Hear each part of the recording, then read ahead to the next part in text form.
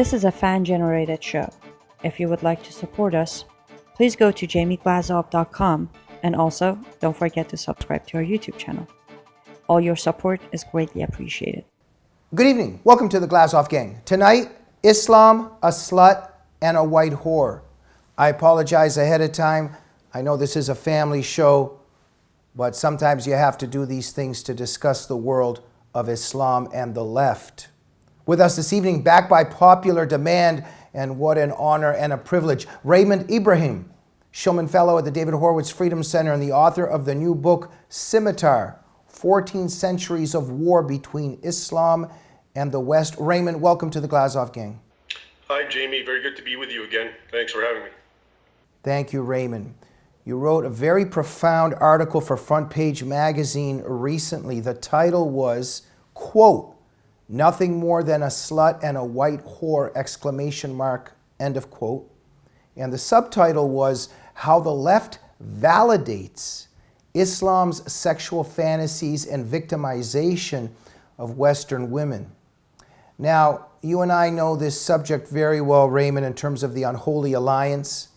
And a lot of people think and say that it's so shocking where the left and leftist feminists stand in terms of Islam. But we both know that in terms of when we do understand the left, there's nothing shocking about that at all. And we'll get to that.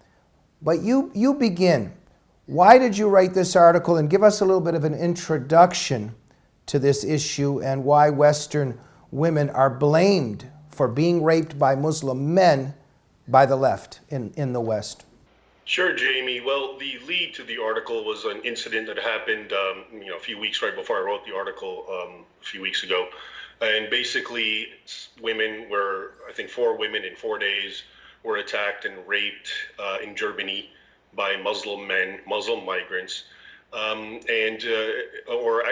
before that in Sweden as well. So basically the lead up is that Muslim migrant rapes of usually Western European women is definitely on the rise. So Sweden has actually become the rape capital of the world. And that's only after they opened their doors to so-called multiculturalism, which manifests as mass Muslim migration, mostly males.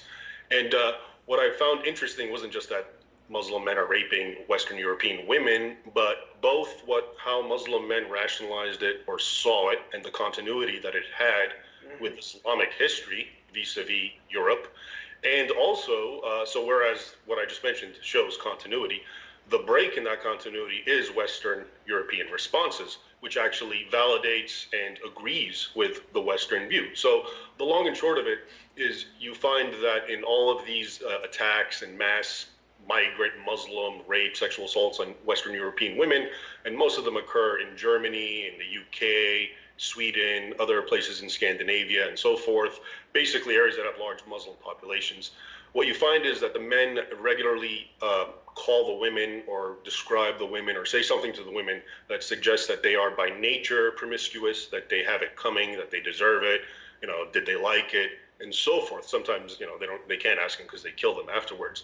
And what's interesting is if you go back throughout history, you find that the earliest Muslim writers and scholars, right when they met a quote-unquote white woman, which at the time was Byzantine women, Eastern European women, Greek women essentially, the earliest writings in the 7th and 8th centuries depict them as sluts, as whores, as promiscuous by nature, et cetera, et cetera. And they also depict them as very desirable, high commodity on the slave market. That's why there was such a premium on white flesh and slaves. Few people know that the Viking raids in the 8th and 9th centuries, and even after, were elicited by Muslim demands for white slaves in England and France and so forth, wherever the Vikings went. And they used to go down the river by the Black Sea and trade with Muslims. So you have a very similar pattern of Muslims accusing Europe of, one, finding European women attractive and sexually attractive, 2, sort of projecting this fantasy onto them that they want it, that they deserve it, that they're promiscuous by nature, that they like it, and 3, raping them and justifying it on those grounds. And so we're seeing that today, as in those countries I mentioned and elsewhere, but the new response is Whereas before, historically, of course, European men and Western men and so forth would resist and fight Islamic invasions and naturally fight against slavery and sexual assaults against their own women and children. Today, the elites of Europe and Western civilization essentially are giving a pass to this behavior by holding the women accountable and saying, well, why are you dressing provocatively? Why are you going out at night by yourself? You need to become a little more cognizant of your behavior. Now, mind you, no one would ever say this to a Western woman if, let's say, it was any other person doing this. Imagine if it was a Christian white man or there was some movement where they were targeting women and raping them. No one, of course, would put it on the women. They'd tell the men, you're responsible for your own actions. She can dress any way she wants, et cetera, et cetera. So you see this definite hypocrisy, which once again works to enable and validate Islamic sexual aggression in this case. Absolutely, Raymond. Look, I've dedicated my life to trying to figure this out. So even the fellow travelers, during the communist, era, in the 20th century, you saw Shirley MacLaine and all these leftist fellow travelers going to Maoist China. And, they were standing up for their, sexual self-determination back in the United States and free love and all that stuff. But boy, when they saw that unisex clothing in Maoist China being enforced, and that attack on women and making everybody look the same, and that war on femininity and all of that, they were just ecstatic about that and supported that. And so today, we see really what leftist feminists are doing is telling the Western women that are victims, stop acting like sluts, stop acting like whores, start dressing better, or more, less provocatively, or, however we can describe it. And as you say, they would never, so they have their slut, quote unquote slut walks, and they're against slut shaming today, but they engage in quote unquote slut shaming when it comes to the female victims of Islam. And so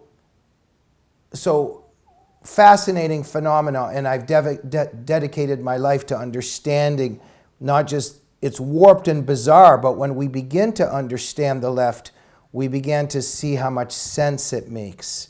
I'm going to pass it over to you, Raymond. So look, we might be going back and forth in terms of themes, but look, the leftist feminists and the left, they want more Muslim migrants flooding into Europe. So it's not in their interest to have anything wrong about this migration come to the surface. So there's something deeper going on here, right? Western women are being raped, but look, let's cover this up because we don't really care about Western women. We don't care about women. What we really need is the Muslim mass migration into Europe, correct?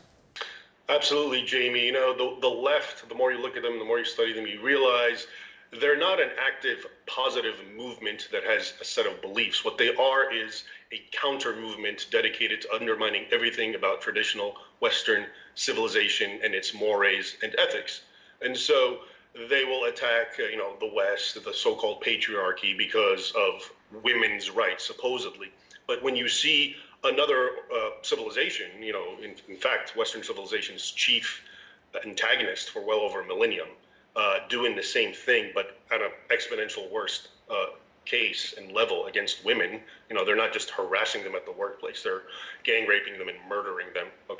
On these sexual fantasies and assumptions that go back to the beginning of Islamic history. You realize that that's because, as I said, they don't care about women's rights, but they do care about empowering this hostile creed because it too helps undermine Western civilization, Western society, Western ethical system. So they're a very cynical organization. They don't care about anything and accept to empower anything and everything that can actually subvert what we live in today. Right, and which is actually a belief system.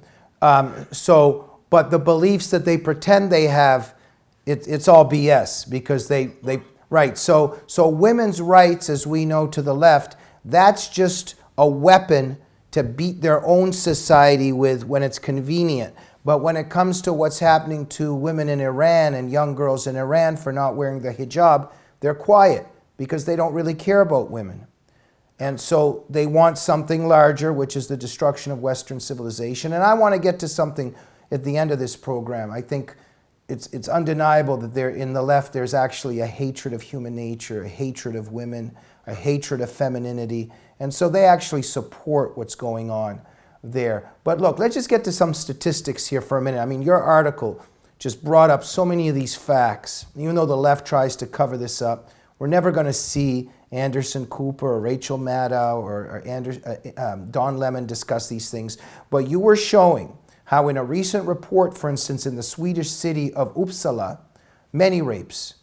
And since opening its doors to multiculturalism, which in other words is male Muslim refugees coming into Sweden, that Sweden's rape incidents have actually increased 1,472%. You said this earlier. Sweden is now the rape capital of the world precisely because of the influx of male Muslim refugees, correct? Yeah, Sweden went from the 80s when it was a more or less closed society like most countries were, and it opened its door to multiculturalism, which manifested as mass Muslim migration in the context of refugees and asylum seekers, went from a nation that had a very low crime rate, including sexual assaults and rapes, to, as you mentioned, an astronomical leap from that jumped by almost 1,500%. Think about that in just a few decades, and always in correspondence to how many Muslim were coming in. And this, of course, there's parallels to this because it's not just seeing Western women as wanting it, quote unquote, and promiscuous by nature, but it's also seeing Christians. And so, for example, in the Islamic world, Christian women are regularly targeted for sexual abuse, rape, and all that sort of thing, kidnapping, abduction. Also in the context that because they're Christians, they're those kind of infidels, they're promiscuous by nature. There's this idea in Islam, which they mock often, many Muslims, that, is because Christianity is a religion of love, and Christians often talk so much about love, that it's also a sort of, sexually lax, promiscuous faith. And you actually hear that a lot from clerics. So that's also projected onto Christian minorities. And so my point is, you could have forecasted what happened in Sweden and in Germany and in England just by looking at the treatment of non-Muslims, Christians, throughout the Islamic world, Pakistan, Egypt, all these nations. And so it's little wonder that inasmuch as Muslim migrants grew in numbers, so did, in correspondence, rapes of Western European women also grow with them. Right, and look, and so the central thesis here in your article and what we're discussing today, one of the main arguments here, what we're unveiling, is the same way that in Islam, and we know about surahs 24:31, 33:59, we know what they're really saying about the hijab, that a woman is overall, quote unquote, a slut or quote unquote a whore if she's not in hijab, so she deserves to be raped. We know that this is Islamic belief system. And so now the Western left and leftist feminists are actually buying into this. And for instance, as you point out in your article, New Year's Eve in Germany some years back, after all those sexual assaults on the women, the mayor of Cologne actually was reprimanding the women and announcing how they're going to put out these new teachings and pamphlets or whatever to teach women how to behave more properly. In your article, you also talk about in Austria, for instance, recently, a 20-year-old woman in Vienna was attacked, beat, and robbed by 4 Muslim men, as you point out.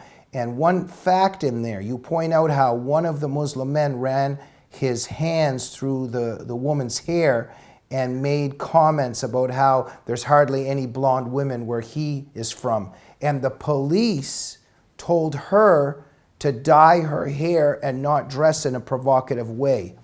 This is part of what the argument, right, Raymond? Absolutely, and there you can see the great hypocrisy, because in what other situation or under what circumstances, if a man, men or a group of men attacked a woman because of her hair color, would any Western authority tell her you need to do anything, let alone dye your hair? Assuming maybe it's even natural, who knows? Even if it's not, it doesn't matter.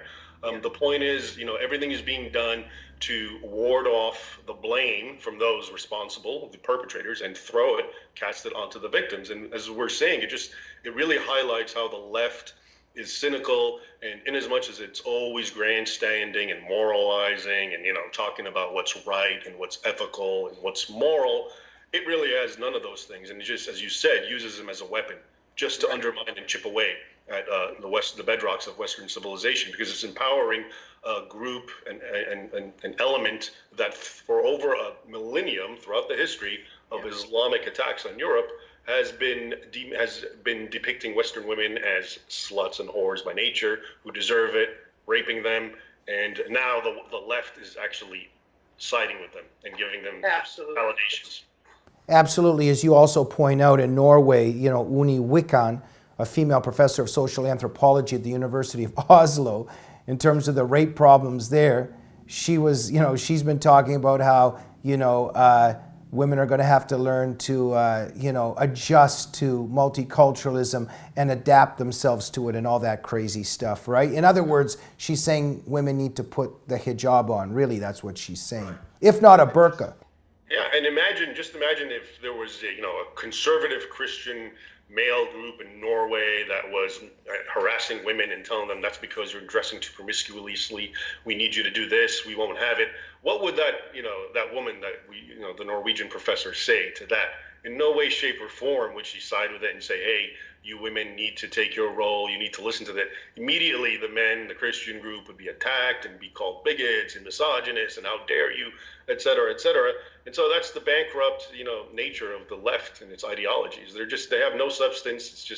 It's always a negative force that's meant to undermine and destroy the bedrock of Western civilization, but it itself offers nothing, and it's cynical, and it just uses things to empower. So in this case, why not empower a force that's historically the greatest challenge to Western civilization, Islam, even if it means throwing women under the bus after all these decades of feminist grandstanding and so forth.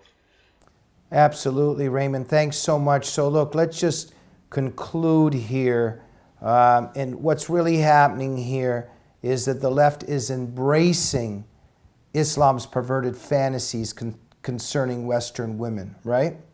Absolutely. It's embracing it. It's validating it. It's making allowances for it and casting the blame on the women. It's doing everything it always accuses traditional so-called patriarchal society of doing.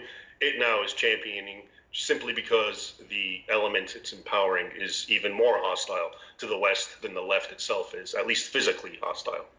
The left, a movement full of ferocious hate. It hates humans, and it hates women. And we're seeing that in full disclosure today, and you're unveiling it in terms of Islam and the way that it's barbarizing, humans everywhere, but in this case, especially women in Western Europe at the moment, and of course, other innocent victims. Raymond Ibrahim, what an honor to have you on the Glazov Gang. For those viewers on the edge of their seats with full excitement and support and that want to get to know you better and support your work, what do they do? Well, thanks very much, Jamie. Probably the best thing is just visit my website, RaymondIbrahim.com. I'm also on social media, mostly Facebook and Twitter, just under my name, Raymond Ibrahim, and they can follow everything there, and all my books appear there, links to them, and so forth. Raymond, you're trying your best to stand up for the victims of jihad and especially women that are barbarized by Islam. But for this thought crime in the West, you are being called, among other things, not just an Islamophobe, but a white supremacist. Am I correct? Yes, that's what CARE called me in order to compel the U.S. Army War College to disinvite me from giving a talk precisely about these themes, because it was a historical talk, and among them I would have talked about the phenomenon, the nonstop, unwavering phenomena of Muslim victimization of European women along the lines that we discussed, because it's so ironclad in history. Trying to defend women from rape is the new white supremacy. I mean, only the left could come up with this kind of vicious hatred. Raymond Ibrahim, thank you for your fight for the truth. Thank you for your fight for human rights. and you're an honorable and courageous man. Thank you for everything that you're doing. Thank you very much, Jamie, for the kind words and for having me on. Thank you. And thank you for watching the Glazov Gang this evening. If you like what we do and support what we do, please remember we're a fan-generated program. Go to jamieglazov.com to support the show, and make sure you're subscribed to our YouTube channel and that you have clicked the little bell on the right-hand side so you get our notifications. We're going to see you soon. Good night.